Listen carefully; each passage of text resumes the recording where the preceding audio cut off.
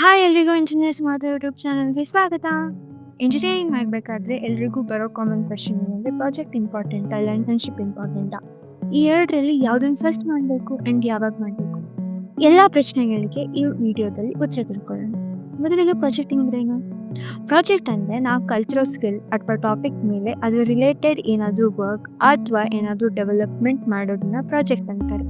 ಇದನ್ನ ಬರೀ web development ಅಥವಾ ಕೋಡಿಂಗ್ ರಿಲೇಟೆಡ್ ಅಂತ ಅಷ್ಟೇ ಅಲ್ಲದೆ ನೀವು ಯಾವುದೇ ಸ್ಕಿಲ್ಸ್ ಕಲ್ತಿದ್ರು, ಫಾರ್ ಎಕ್ಸಾಂಪಲ್ ವಿಡಿಯೋ ಎಡಿಟಿಂಗ್ ಇರ್ಬೋದು ಅಥವಾ ಡಿಜಿಟಲ್ ಮಾರ್ಕೆಟಿಂಗ್ ಇರ್ಬೋದು, ಲೋಗೋ ಕ್ರಿಯೇಷನ್, ಈ ಥರ ಯಾವುದೇ ಒಂದು ಟಾಪಿಕ್ ಅಥವಾ ಸ್ಕಿಲ್ಸ್ನ ನೀವು ಕಲ್ತಿದ್ದೀರಾ ಅಂತ ಅದ್ರ ಮೇಲೆ ನೀವು ಒಂದು ಪ್ರಾಜೆಕ್ಟ್ ಡೆವಲಪ್ ಮಾಡ್ತೀರಾ, ಎಕ್ಸಿಸ್ಟಿಂಗ್ ರಿಲೇಟೆಡ್ ಅಥವಾ ಓನ್ ಕ್ರಿಯೇಟಿವಿಟಿ ಮೇಲೆ ಒಂದು ಪ್ರಾಜೆಕ್ಟ್ ಮಾಡಿರ್ತೀರಾ ಅಂದರೆ ಅದನ್ನು ಪ್ರಾಜೆಕ್ಟ್ ಅಂತಾರೆ.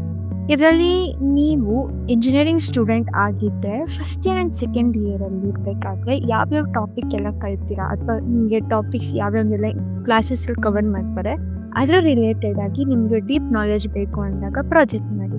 ಸೊ ಇದು ನಿಮ್ಗೆ ಆ ಟಾಪಿಕ್ ಬಗ್ಗೆ ಯಾವುದಾದ್ರೂ ಪ್ರಾಬ್ಲಮ್ ಸಾಲ್ವ್ ಮಾಡೋದಿರ್ಬೋದು ಅಥವಾ ಇಶ್ಯೂ ಬಂದಾಗ ಅದನ್ನು ರೆಕ್ಟಿಫೈ ಮಾಡೋದು, ಈ ಥರ ಪ್ರತಿಯೊಂದಕ್ಕೂ ಸ್ಪೆಸಿಫಿಕ್ ಆಗಿ ವರ್ಕ್ ಮಾಡೋದ್ರಿಂದ ಆ ಪ್ರಾಜೆಕ್ಟ್ ಮೇಲೆ ವರ್ಕ್ ಮಾಡೋದ್ರಿಂದ ನಮ್ಗೆ ತುಂಬ ಇನ್ಡೆಪ್ತ್ ನಾಲೆಜ್ ಸಿಗುತ್ತೆ ಆ ಟೆಕ್ನಾಲಜಿ ಅಥವಾ ಆ ಸ್ಕಿಲ್ ಮೇಲೆ.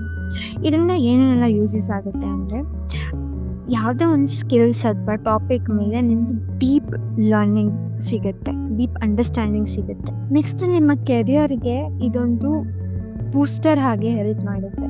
ಥರ್ಡ್ಲಿ ನಿಮ್ಮ ರೆಸ್ಯೂಮೆಗೆ ಇದೊಂದು ಅಡಿಷ್ನಲ್ ಪಾಯಿಂಟ್ ಆಗುತ್ತೆ. ಇಂಟರ್ನ್ಶಿಪ್ ಬಗ್ಗೆ ಸ್ಟಾರ್ಟ್ ಮಾಡೋಕ್ಕೂ ಮುಂಚೆ ಒಂದು ಇಂಪಾರ್ಟೆಂಟ್, ಇವಾಗ ನೀವು ಇಂಟರ್ನ್ಶಿಪ್ ಅನ್ನೋದು ಕೂಡ ನೀವು ಕಲ್ತಿರೋ ಟೆಕ್ನಾಲಜಿ ಅಥವಾ ಕಲ್ತಿರೋ ಸ್ಕಿಲ್ಸ್ ಮೇಲೇ ಹೋಗೋಕ್ಕಾಗೋದು ಅಥವಾ ಹೋಗಬೇಕು ಕೂಡ. ಸೊ ಇದರಿಂದ ನಿಮ್ಮ ಪ್ರಾಜೆಕ್ಟ್ ಬಂದು ನಿಮ್ಮ ಇಂಟರ್ನ್ಶಿಪ್ಗೆ ತುಂಬ ಹೆಲ್ಪ್ ಮಾಡುತ್ತೆ. ಸೊ ಆದ್ದರಿಂದ ನೀವು ಕಲ್ತಿರೋ ಪ್ರತಿಯೊಂದು ಸ್ಕಿಲ್ ಅಥವಾ ಟೆಕ್ನಾಲಜಿ ಮೇಲೆ ಒಂದು ಪ್ರಾಜೆಕ್ಟ್ನ ಮಾಡಿ, ಅದು ಸಿಂಪಲ್ ಆಗಿರ್ಬೋದು ಅಥವಾ ದೊಡ್ಡದಾಗಿರ್ಬೋದು, ಒಂದಲ್ಲ ಒಂದು ರೀತಿ ನಿಮ್ಮ ಕೆರಿಯರ್ಗೆ ಅಂತನೆಲ್ಲ ನಿಮ್ಮ ಅಂಡರ್ಸ್ಟ್ಯಾಂಡಿಂಗ್ ಕೂಡ ಹೆಲ್ಪ್ ಆಗುತ್ತೆ. ಇವಾಗ internship internship real world companies exposure ಸಿಗುತ್ತೆ. ಅಂದರೆ ಕಂಪನಿಯಲ್ಲಿ ಹೇಗೆ ವರ್ಕ್ ಮಾಡೋದು, ಟೀಮೆಲ್ಲ ಹೇಗೆ ವರ್ಕ್ ಆಗುತ್ತೆ, ಡೆಡ್ಲೈನ್ಸ್ ಹೇಗೆ ಮೀಟ್ ಮಾಡೋದು, ಯಾವ್ಯಾವೆಲ್ಲ ಟೆಕ್ನಾಲಜಿ ಅಥವಾ ಯಾವ್ಯಾವೆಲ್ಲ ಟೂಲ್ನ ಯೂಸ್ ಮಾಡ್ತಾರೆ ಕಂಪನಿಯಲ್ಲಿ ಒಂದು ಪ್ರಾಜೆಕ್ಟ್ ಡೆವಲಪ್ ಮಾಡೋಕ್ಕೆ ಅಥವಾ ಒಂದು ವರ್ಕ್ ಮಾಡೋಕ್ಕೆ, ಯಾವುದಾದ್ರೂ ರೀತಿ ಇರ್ಬೋದು. ಹೀಗೆ ಅದನ್ನು ಇಂಟರ್ನ್ಶಿಪ್ ಅಂತಾರೆ. ಇಂಟರ್ನ್ಶಿಪ್ ಮಾಡೋದು ನಿಮ್ಮ ಕೆರಿಯರ್ಗೆ ಹೆಲ್ಪ್ ಆಗುತ್ತೆ. ಹೇಗಂದರೆ, ಇವಾಗ ಫಾರ್ ಎಕ್ಸಾಂಪಲ್ ನೀವು ಯಾವುದೋ ಒಂದು ಕಂಪ್ನಿಲಿ ನಿಮಗೆ ಇಂಟರ್ನ್ಶಿಪ್ ಸಿಕ್ತು ಅಂತಲೇ ಅಂದ್ಕೊಳ್ಳೋಣ. ಕೆಲವೊಂದು ಕಂಪನಿಯಲ್ಲಿ ನೀವು ವರ್ಕ್ ಮಾಡೋ ರೀತಿ ಅಥವಾ ನಿಮ್ಮ ಇಂಟೆಲಿಜೆನ್ಸ್, ನಿಮ್ಮ ನಾಲೆಡ್ಜ್ ಬೇಸಿಸ್ ಮೇಲೆ ಅವರು ನಿಮ್ಮನ್ನು ರೀಪ್ಲೇಸ್ಮೆಂಟ್ ಆಫರ್ ಅಂತ ಹೇಳಿ ಕರೀತಾರೆ. ಅಂದರೆ ನಿಮ್ಮ ಕಾಲೇಜ್ ಮುಗಿಯೋಕ್ಕೂ ಮುಂಚೆ ನಿಮ್ಮ ಇಂಟರ್ನ್ಶಿಪ್ ಬೇಸಿಸ್ ಮೇಲೆ ಇಂಟರ್ವ್ಯೂ ಅಥವಾ ಮತ್ತೊಂದು ಪ್ರೋಸೆಸ್ನ ಗೊತ್ತೂ ಮಾಡ್ತೇನೆ ಡೈರೆಕ್ಟಾಗಿ ನಿಮಗೆ ಆಫರ್ ಲೆಟರ್ ಕೊಡೋ ಚಾನ್ಸಸ್ ಇರುತ್ತೆ. ಸೊ ಈ ಕಾರಣದಿಂದ ನಿಮಗೆ ಇಂಟರ್ನ್ಶಿಪ್ ಮಾಡೋದು ತುಂಬ ಹೆಲ್ಪ್ ಆಗುತ್ತೆ. ಇದ್ರ ಯೂಸಸ್ ತಂದು ಇಂಡಸ್ಟ್ರಿ ಎಕ್ಸ್ಪೀರಿಯನ್ಸ್ ಸಿಗುತ್ತೆ, ನೆಟ್ವರ್ಕಿಂಗ್ ಆಪರ್ಚುನಿಟೀಸ್ ಅಂದರೆ ಚಾರ್ಸ್ ಇರ್ಬೋದು ಅಥವಾ ನಿಮ್ಮ ಟೆಕ್ ಲೀಡ್, ನೀವು ವರ್ಕ್ ಮಾಡಿರೋ ಟೀಮಲ್ಲಿ ಒಂದಲ್ಲ ಒಂದು ರೀತಿ ನಿಮಗೆ ಹೆಲ್ಪ್ ಆಗುತ್ತೆ ನಿಮ್ಮ ಕೆರಿಯರ್ ಬೂಸ್ಟ್ ಮಾಡೋಕ್ಕೆ ಆ್ಯಂಡ್ ಕೆರಿಯರ್ಗೆ. ನೆಕ್ಸ್ಟು ರೆಸ್ಯೂಮೆ ಕೂಡ ಇಂಪ್ರೂವ್ ಆಗುತ್ತೆ. ಅಂದರೆ ಎಂಪ್ಲಾಯ್ಮೆಂಟಲ್ಲಿ ಎಲ್ಲ ನಾವು ಈ ಥರ ಇಂಟರ್ನ್ಶಿಪ್ ಇದು ಮಾಡಿದ್ವಿ, ಟೆಕ್ನಾಲಜಿ ಮಾಡಿದ್ವಿ ಅಂತ ಹಾಕೊಂಡ್ರೆ ನಿಮ್ಮ ಕೆರಿಯರ್ ಕೂಡ ಹೆಲ್ಪ್ ಆಗುತ್ತೆ. ನೆಕ್ಸ್ಟ್ ಯಾವಾಗ ಏನೇನು ಮಾಡಬೇಕು ಅನ್ನೋದು, ಇದು ಮೋಸ್ಟ್ ಇಂಪಾರ್ಟೆಂಟ್ ಆಗುತ್ತೆ. ನೀವು ಫಸ್ಟ್ ಇಯರ್ ಇರಬೇಕಾದ್ರೆ ನಿಮ್ಮ ಕೋರ್ಸ್ ಸಬ್ಜೆಕ್ಟ್ ಅಥವಾ ಕೋಡಿಂಗ್ ರಿಲೇಟೆಡ್ ಸ್ಕಿಲ್ಸ್ಗಳನ್ನ ಡೆವಲಪ್ ಮಾಡಿಕೊಂಡು ಸಣ್ಣ ಪ್ರಾಜೆಕ್ಟ್ಸ್ನ ಮಾಡೋದಕ್ಕೆ ಸ್ಟಾರ್ಟ್ ಮಾಡಿ.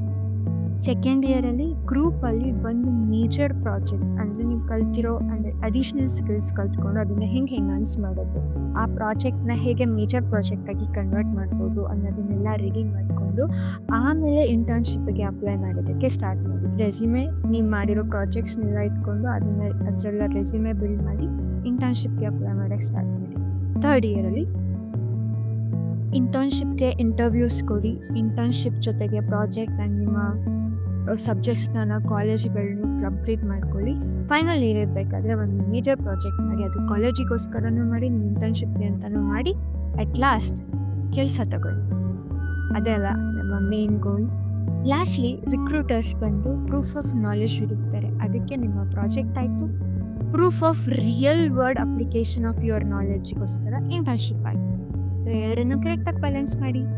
Bonus tips: college second year ಅಥವಾ ಥರ್ಡ್ ಇಯರ್ ಅಂತ ವೆಯ್ಟ್ ಮಾಡೋದನ್ನು ಬಿಟ್ಟು ಆದಷ್ಟು ಬೇಗ ಎಷ್ಟು ಬೇಗ ಸ್ಟಾರ್ಟ್ ಮಾಡೋಕ್ಕೆ ಸಾಧ್ಯನೋ ಅಷ್ಟು ಬೇಗ ಪ್ರಾಜೆಕ್ಟ್ ಬಿಲ್ಡ್ ಮಾಡೋಕ್ಕೆ, ನಿಮ್ಮ ಸ್ಕಿಲ್ ಡೆವಲಪ್ಮೆಂಟ್ ಮಾಡೋಕ್ಕೆ, ಜೊತೆಗೆ ಅಡಿಷ್ನಲಿ ಕರೆಂಟ್ ಟೆಕ್ನಾಲಜೀಸ್ ಏನೇನು ರನ್ ಆಗ್ತಿದೆ ಅನ್ನೋದನ್ನು ತಿಳ್ಕೊಂಡು, ಅದನ್ನು ಕಲ್ತ್ಕೊಂಡು, ಅದರಲ್ಲಿ ಡೆವಲಪ್ಮೆಂಟ್ ಮಾಡಿ ನೀವು ಅದನ್ನು ಶೋಕೇಸ್ ಮಾಡಿ. ಲೈಕ್ ಲಿಂಕ್ಡ್ಇನಲ್ಲಿ ಇರ್ಬೋದು, ಗಿಟಬಲ್ ಇರ್ಬೋದು, ಈ ಥರ ಎಲ್ಲದರಲ್ಲೂ ಶೋಕೇಸ್ ಮಾಡಿ ಇಂಟರ್ನ್ಶಿಪ್ ಎಷ್ಟು ಬೇಗ ತೊಗೊಳಕ್ಕಾಗುತ್ತೋ ತೊಗೊಂಡು ಆದಷ್ಟು ಬೇಗ ಪ್ಲೇಸ್ಮೆಂಟ್ ತಗೊಳ್ಳಿ.